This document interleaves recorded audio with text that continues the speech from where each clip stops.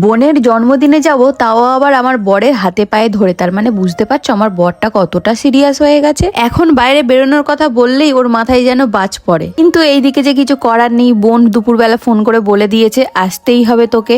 তার জন্য আমিও বরকে ভুলিয়ে ভালিয়ে ঠিক নিয়ে চলে এসেছি বোনের জন্মদিন সেলিব্রেশন করতে। প্রায় অনেকগুলো বছর পরই আমরা একসাথে আমার বোনের জন্মদিন সেলিব্রেশন করছি। এবার তোমরা বলবে ওটা কোন বোন? ওটা আমার মাসির মেয়ে মেঘা। তোমরা অনেকবারই ভ্লগে দেখেছো ওকে। তো ওর হচ্ছে আজকের বার্থডে, আর বার্থডে সেলিব্রেশনের জন্য আমরা সবাই চলে এসেছিলাম কিন্তু বারুইপুরে সিলভার স্পুনে। এখানে আগেও আমার বার্থডে সেলিব্রেশন হয়েছে আর এখন বোনের। তো আসার সময় আমি একটা ছোট্ট কেক এনেছিলাম, সেটা কেটেই সেলিব্রেশনটা শুরু হলো। তারপরে তো খাওয়া দাওয়া রয়েছে, fried rice, chilli chicken, butter naan, mutton কষা, চিকেন চাপ, অনেক কিছুই খেলাম। আর জানো তো খাওয়া দাওয়ার শেষে একটু কোল্ড ড্রিঙ্কস না হলে আমার ঠিক ভালো লাগে না। ওর জন্য সৌরভের সঙ্গে ঝগড়া করে আমি হচ্ছে এই মকটেলটা নিয়েছিলাম, কারণ ও আমাকে কোনো কোল্ড ড্রিঙ্কসই খেতে দেয় না এই সময়। আমার বরটা এখন নিজেই একটা বড় ডাক্তার হয়ে গেছে, আর কি বলবো।